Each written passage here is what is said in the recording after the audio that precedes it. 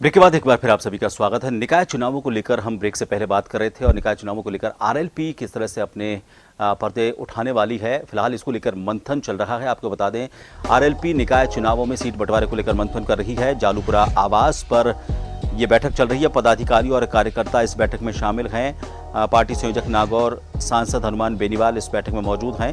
खींवसर विधायक और जयपुर नगर निगम चुनाव प्रभारी नारायण बेनीवाल भी इस बैठक में मौजूद हैं और इस दौरान उम्मीदवारों से उनके बायोडेटा लिए जा रहे हैं।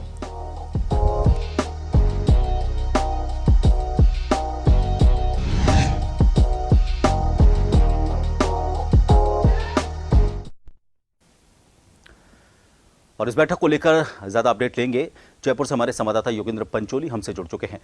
योगेंद्र, गठबंधन का हिस्सा रहे, एनडीए गठबंधन का हिस्सा रहे आरएलपी की अगर बात करें तो इस बार चुनावों में, निकाय चुनावों में अपनी अलग ताल ठोकते हुए नजर आ रहे हैं। कुछ दिन पहले जो कृषि कानून था उसको लेकर भी उनके तेवर कुछ अलग थे।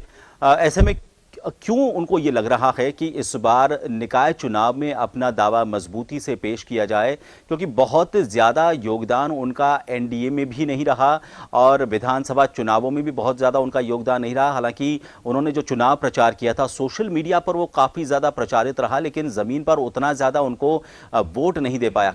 क्यों ये सुनिश्चित माना जा रहा है उनकी तरफ से कि निकाय चुनाव में वो अपने उम्मीदवार उठाकर, और वो भी ऐसे हालात में जब आम आदमी पार्टी भी अपनी ताल ठोक रही है? देखिए, यहाँ पर जो जालूपुरा जो आवास है हनुमान बेनीवाल का, वहाँ पर इन्होंने अहम बैठक ली है। कार्यकर्ता बायोडेटा लेकर पहुंच रहे हैं।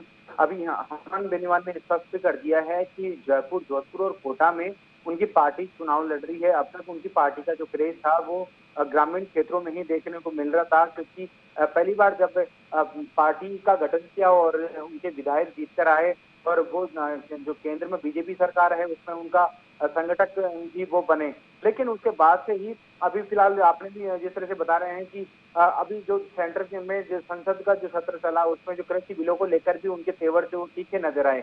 हालांकि जो उनको अब तक जब वो यहाँ घटक दलों में शामिल हैं जो एनडीए के में, तो उनको उसका लाभ नहीं मिल पाया। तो कमोबेश उसी स्थिति को से उनको कहीं ना कहीं नाराजगी है और उन्होंने स्पष्ट कर दिया है जो हनुमान बेनीवाल हैं उन्होंने कि जयपुर के दोनों नगर निगम और इसके अलावा जोधपुर और कोटा के दोनों यानी 6 नगर निगमों में वो अपने प्रत्याशी उतारे हैं। पहली बार शहर में अपने प्रत्याशी उतारे। उन्होंने कहा कि युवाओं में, उनकी पार्टी के जो युवा हैं वो लगातार डिमांड कर रहे हैं कि उन्हें मौका दिया जाए। इसी को लेकर फिलहाल उनकी जो रणनीति है वो उस रणनीति के तहत आगे बढ़ रहे हैं। हालांकि उन्होंने जब बीजेपी से यहाँ पर टाइप करने की बात पर जब सवाल भी हनुमान बेनीवाल से तो उन्होंने स्पष्ट कर दिया है कि वो खुद चाहते हैं कि उनकी पार्टी के लोग चुनाव लड़े।